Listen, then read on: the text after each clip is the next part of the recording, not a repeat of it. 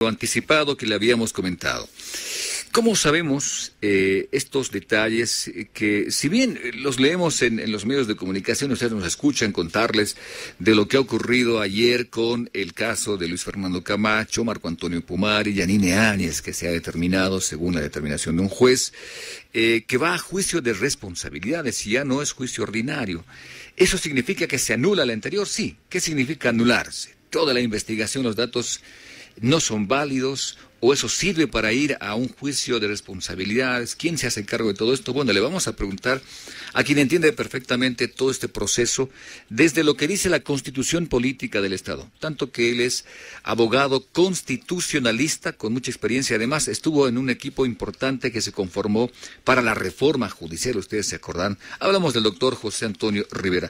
Doctor, ¿cómo está? Buenos días, qué gusto, gracias por el tiempo y este contacto con la Red Pío 12. Le saluda David Siria aquí en la red. Buenos días.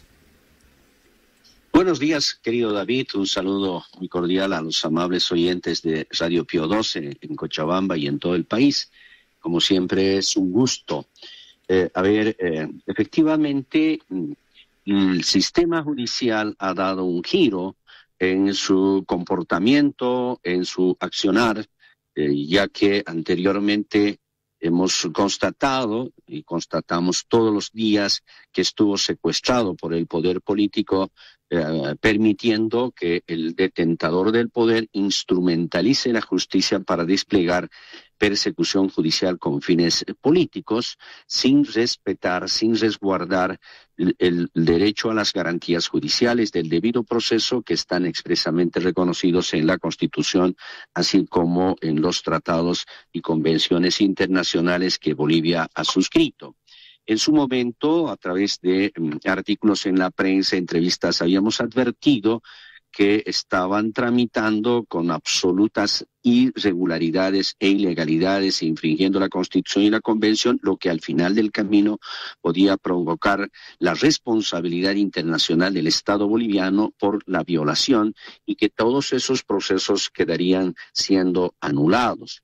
Hoy tenemos el caso de la expresidenta Yanine Áñez, a quien la han sometido a la jurisdicción ordinaria, siendo así que ella goza de un fuero constitucional que es el juicio de responsabilidades, no por ser persona, sino por la investidura, por la función que desempeñó. La Constitución la protege y protege al presidente o la presidenta a través de este fuero que se llama juicio de responsabilidades, y la llevaron a la jurisdicción ordinaria. Por otro lado, se establece que si en un mismo hecho donde interviene quien tiene el fuero, que es el presidente o la presidenta, intervienen y se ven involucrados otras personas, el juicio también debe incluir por conexividad a esas personas, como es el caso de los líderes cívicos de Santa Cruz y de Potosí, que en su momento fueron parte de la protesta ciudadana ante el fraude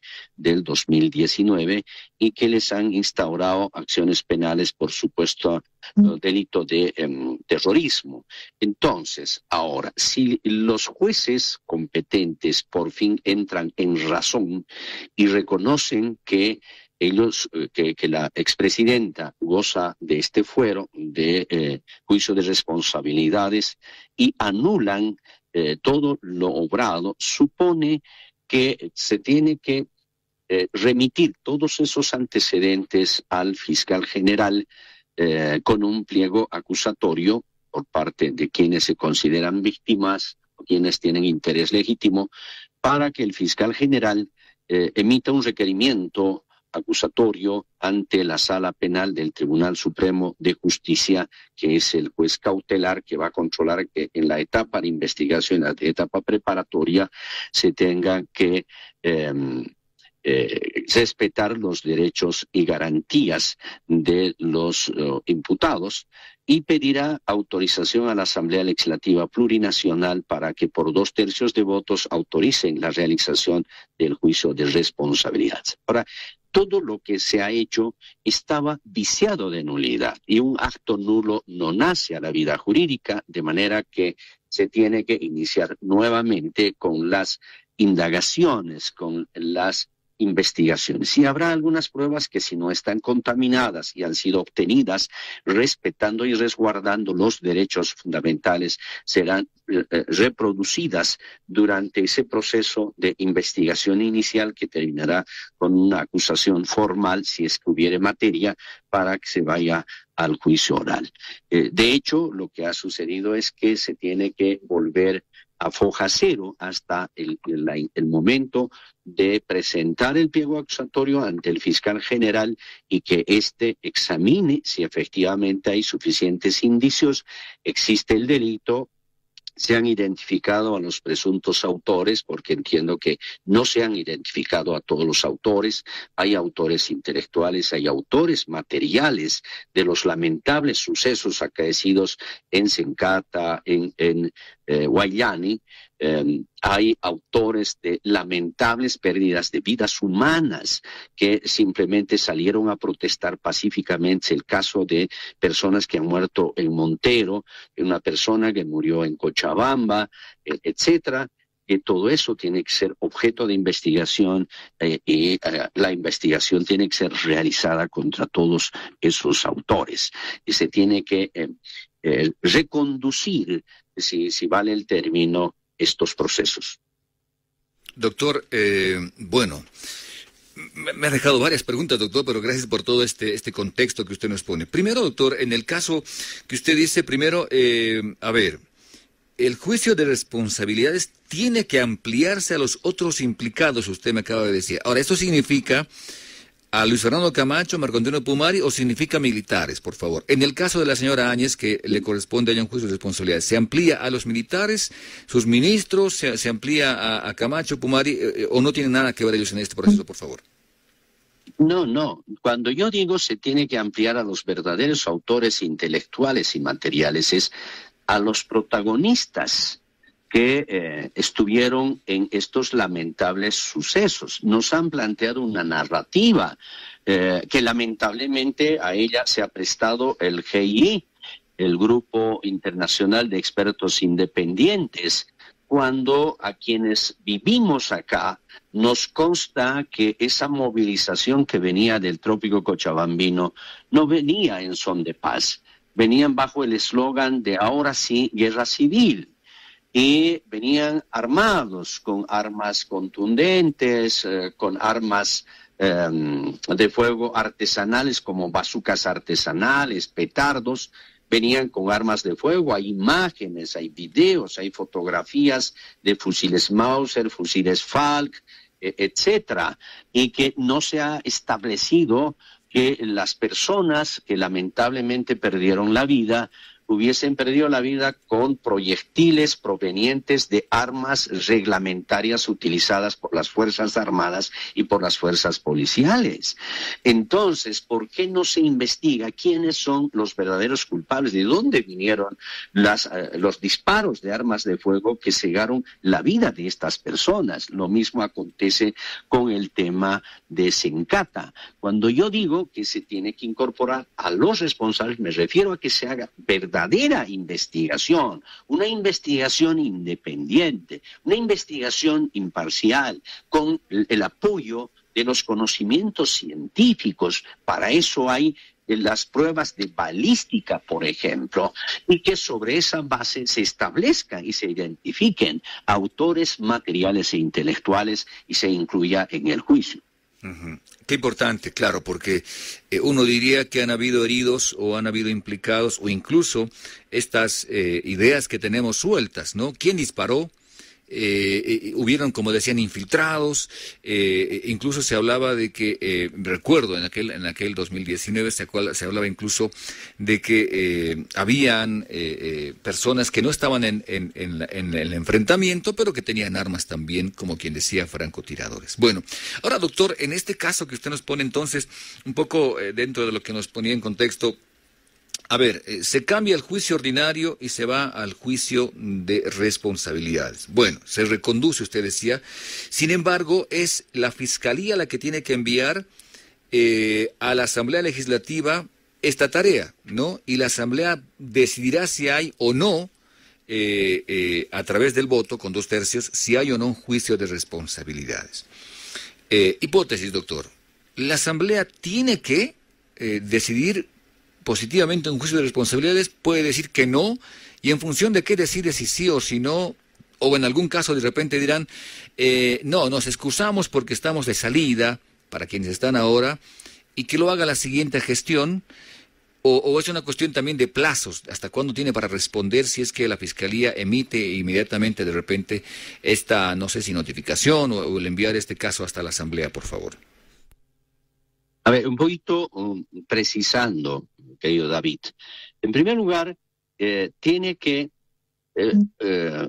presentarse un pliego acusatorio ante el fiscal general. Se van a remitir todos estos antecedentes, todos los expedientes que han formado en este juicio ordinario, para que sean indicios que deben ser verificados si las pruebas ahí obtenidas en esta etapa no han sido contaminadas y viciadas de nulidad, y luego presentar una proposición acusatoria, pliego acusatorio, y el fiscal general tiene que examinar si existen suficientes indicios, si se han identificado absolutamente a todos los autores, a todos los sospechosos, y sobre esa base tiene que emitir un requerimiento acusatorio y presentarlo ante la Sala Penal del Tribunal Supremo. Es la Sala Penal del Tribunal Supremo quien solicita autorización de juicio de responsabilidades a la Asamblea Legislativa, no es el fiscal.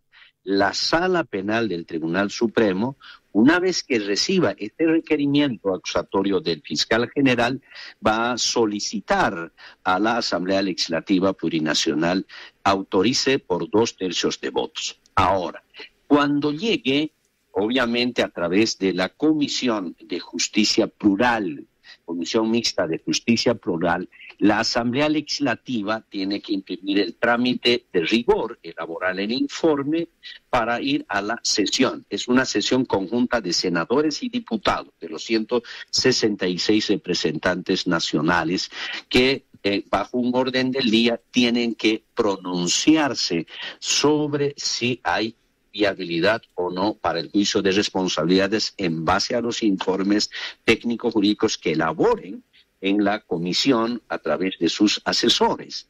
Entonces, tienen que votar o por autorizar el juicio de responsabilidades o no autorizar. Para que se autorice tiene que haber 2/3 de votos. Si no hay 2/3 de votos, se cierra el debate y se archivan los sobrados. Ahora, tiene que ser esta asamblea, dependerá de los tiempos. Ya estamos a finales de agosto, el Ministerio Público tiene que hacer su trabajo, el fiscal general, luego enviar ante, reitero, el Tribunal Supremo de Justicia en la Sala Penal, y esta a su vez tiene que examinar el caso y luego hacer la solicitud de autorización, y eso lleva tiempo. Es probable que en esta legislatura ya no exista posibilidad de discutir el tema y por lo tanto sea la nueva, la asamblea integrada por los nuevos senadores y diputados que han sido electos el 17 de agosto tengan que decidir el tema. Doctor, entonces quiere decir que, como usted nos explica, de la Fiscalía al Tribunal Supremo, del Tribunal Supremo a la Asamblea. ¿Estoy correcto ahí? Así es. Bien. Ahora, está en lo correcto. Bien, doctor, en ese caso, que digamos que se le deja la decisión final a la Asamblea Legislativa Plurinacional, los diputados, senadores en su conjunto, ¿podrían decir que no hay, no sé, materia justiciable cuando hay fallecidos, hay claramente hechos de violencia que hemos vivido? ¿Podrían decir que no hay materia justiciable en el caso de la presidenta? Ella ejerciendo como presidenta, ¿podrían decir no hay nada que la vincule a esto cuando ha sido su gestión? ¿Se puede decir algo así? No. No quiero yo formular hipótesis y conjeturas, sería muy irresponsable. Y reitero, yo creo que necesitamos los bolivianos y las bolivianas conocer la verdad. Tenemos derecho a la verdad, David. Y no hemos tenido hasta hoy la respuesta, no conocemos la verdad de los hechos.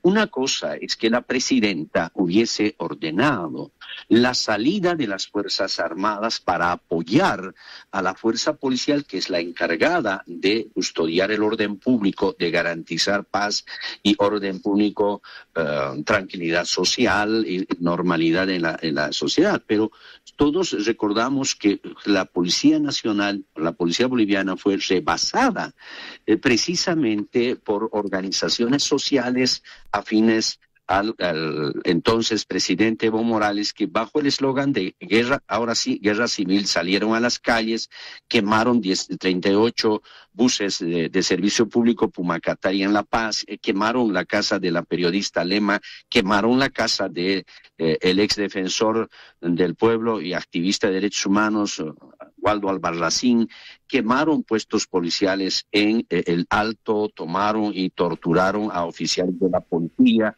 quemaron la Episur en la ciudad de Cochabamba, quemaron las oficinas de la dirección provincial de la policía en Sacaba, en Villa Tunari, etcétera. Luego venían una turba a protestar a la ciudad de Cochabamba bajo ese eslogan. Entonces, se han dado casos en los que no se ha identificado. Lo más fácil es echar la culpa al gobierno, pero no se ha investigado realmente por qué ha surgido este enfrentamiento, quiénes son los verdaderos autores, haciendo las autopsias de ley. Entiendo que en algunos casos se impidió hacer las autopsias de ley a los muertos, se los retiraron del Hospital Viedma, no permitieron que vayan a la entidad encargada de hacer este trabajo especializado, etcétera. Entonces, no conocemos la verdad histórica. ¿Cómo se ha investigado? ¿Cuánto se ha investigado?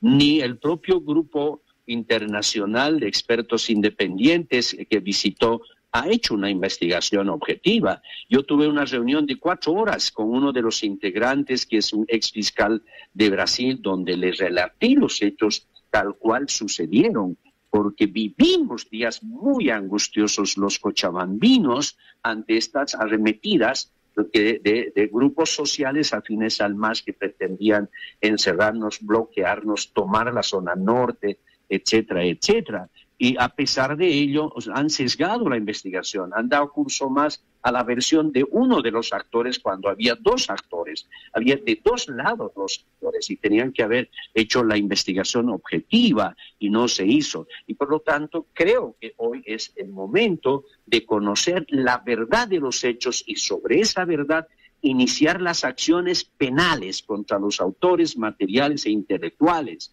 sean del lado que sean, para aplicar las sanciones, pero fundamentalmente para hacer una reparación integral a las víctimas de aquel lamentable acontecimiento que vivimos las bolivianas y los bolivianos.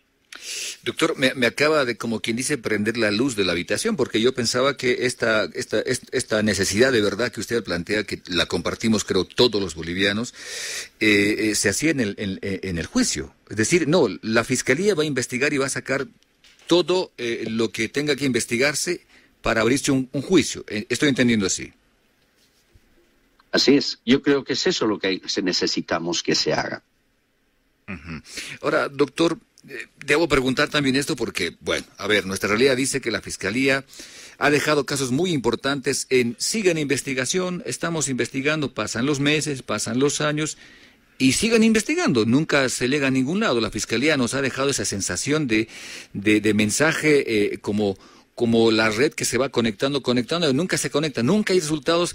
En muchos casos importantes la Fiscalía ha dejado ese punto suspensivo de seguimos investigando y no ha habido un juicio, una audiencia concretamente hablando, doctor. ¿Es posible que esto quedara también ahí? Sí, lamentablemente es parte de la crisis estructural del sistema judicial, querido David. La ineficacia del Ministerio Público debido a diversas razones.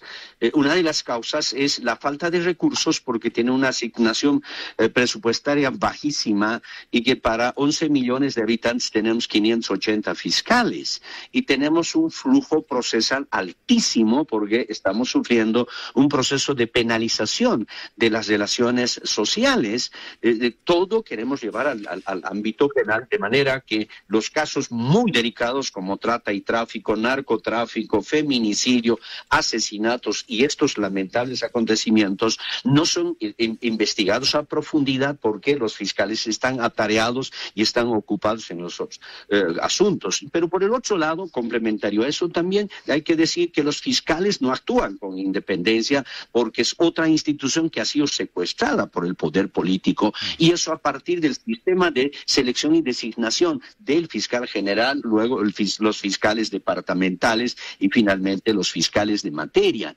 Y por otro lado tenemos también las graves limitaciones en la policía, porque es la policía boliviana la que se encarga a través de sus fuerzas especiales de lucha contra el crimen, contra el narcotráfico, contra la violencia intrafamiliar, que realizan la investigación y no son necesariamente investigadores científicos forenses que tengan conocimientos científicos como para hacer una verdadera investigación. Y finalmente el IDIF, el Instituto de Investigaciones Forenses, no está suficientemente equipado ni está dotado de personal idóneo con suficientes conocimientos científicos. No quiero generalizar ni descalificar, que se entienda bien el contexto en que estoy presentando las limitaciones estructurales que tiene este sistema judicial. Y por eso es que los procesos no avanzan y la duración de los procesos penales en Bolivia supera los 10 años. Entonces, una justicia que llega tarde ya no es justicia, simplemente es injusticia. Y reitero, en estos temas de octubre del 2003 no hemos conocido la verdad de los hechos. Estos lamentables sucesos de Guayani, de Sencata, además de Montero y el tema de Chayapata, el camino Oruro-La Paz, donde emboscaron a estudiantes universitarios, etcétera. No hemos conocido la verdad, no se han identificado a los autores, no se han sancionado. Que yo sepa, no se ha sancionado a quienes han quemado la EPISUR, las estaciones policiales. No se ha identificado, procesado, sancionado a quienes han quemado los buses Pumacatari. No se ha investigado, identificado, procesado y sancionado a quienes han quemado la casa de la periodista Casimira Lema, la casa del exdefensor Waldo Albarracín. Simplemente se pretende justicia para unos, pero no para todos. Y se pretende imponer un sistema judicial con una narrativa creada por quienes han logrado vencer en esta disputa y tienen el poder político todavía ejerciendo hasta ahora. Y todo eso es lo que tenemos que cambiar con el nuevo gobierno. Esperemos que el nuevo gobierno que asuma el poder en noviembre, la primera medida que haga sea encarar la transformación estructural de la justicia en Bolivia. Doctor, justo eso iba a preguntarle, ¿por dónde va la solución? Y usted acaba de decirnos. Ayer yo veía, doctor, estos videos de los enfrentamientos, por una cuestión de recapitular un poco, para tener un poco de coherencia en estas consultas que le hacía. Y me encontraba con estos videos de enfrentamientos cuando bolivianos, más allá de las ideologías o de qué lado estaban, eran bolivianos enfrentándose. Uno en particular que me dejó muy marcado es cuando una madre intenta encontrar a su hijo y lo encuentra muerto. Y me venía esto que usted acaba de decirnos, de tenemos que buscar la verdad, ¿no? Para saber quiénes son los responsables.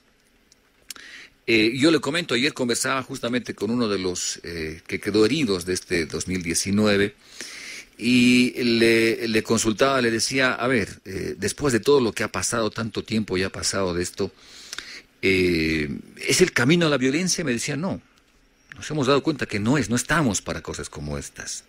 Hay que buscar otras formas también de manifestarse. Y ojalá, doctora, aprendamos en todo esto que no conviene, no creerle absolutamente a nadie que la violencia es el camino, de enfrentarnos es el camino. Porque al final de cuentas pasa esto. Si la justicia se traba acá y la fiscalía no hace un buen trabajo, por cualquier razón que sea, pues queda esto ahí, en la nada, y los heridos, los fallecidos de unos y de otros lados quedan, como quien dice, esperando nada. Doctor, me gustaría escucharle también su opinión respecto a a cómo debería ser nuestro comportamiento como sociedad. Si bien pedimos de las autoridades, pedimos de los funcionarios, pero como sociedad, usted, hombre de ley, que ha visto muchos casos, ha visto también de cerca, ¿cómo deberíamos de mejorarnos como sociedad, doctor, por favor? Lo primero que como sociedad necesitamos es curar nuestras heridas y cerrarlas. Eso supone, dicho desde otra perspectiva, abandonar este comportamiento del odio, de la venganza, de la revancha, y que está dando lugar a que utilicemos el lenguaje yo y ellos, nosotros, ustedes. Hay que abandonar ese lenguaje porque al final somos todos, los bolivianos, las bolivianas que estamos enfrentando una grave crisis económica, una grave crisis política y, claro, una grave crisis social donde la sociedad está perdiendo el rumbo, no se respetan las reglas preestablecidas. Se acusa a los gobernantes de corrupción, pero la corrupción está encristada en toda la sociedad. Hay gente que vive engañando a otro, se presta dinero, nunca le devuelve. Un vendedor saca parte del producto y le vende con menos peso al otro. Podría enumerar cientos de casos, querido David, para reflejar que estamos en una crisis de valores, de principios, pero cargados además del odio, por lo tanto, de la sed de venganza, de la revancha. Tenemos que abandonar aquello y entender que todos somos iguales, bolivianas y bolivianas, que no hay diferencia entre bolivianos del área rural con los de la ciudad, que no hay diferencia entre bolivianos del occidente con el oriente. Somos bolivianos, diversos sí, pero que estamos obligados a vivir unidos, a abandonar esos sentimientos insanos de la venganza, del odio y la revancha, para unidos poder enfrentar esta crisis y proyectar nuestro Estado para los siguientes 50 años, respetando la naturaleza, precautelando nuestros recursos naturales para las siguientes generaciones, pero eso a partir de restablecer la institucionalidad democrática que lamentablemente ha sido fracturada, de restablecer el Estado de Derecho y la seguridad jurídica enfrentando estos graves problemas de crisis en la justicia, de crisis en el Ministerio Público, de crisis en la policía. Hay que transformar todo ello, la falta de independencia del legislativo que se ha vuelto funcionar a un presidente. Entonces, para lograr esos cambios necesitamos unirnos, las y los bolivianos, abandonando ese sentimiento de la búsqueda permanente de venganza con el corazón que guarda odio, rencor. Tenemos que liberarnos de aquello, porque ser libres es eso, ser libres de sentimientos insanos que nos hacen perder el tiempo en buscar odios, venganzas, revanchas, y por lo tanto salen unos, los que antes eran perseguidos, ahora van a perseguir a los que les persiguieron. Es de nunca acabar. Necesitamos unidad nacional. No hay nada que decir. Doctor, le agradezco mucho por su tiempo y este contacto, de verdad. Qué amable usted. No, al contrario, David, yo soy agradecido y, como siempre, a sus órdenes, hasta cualquier otro momento.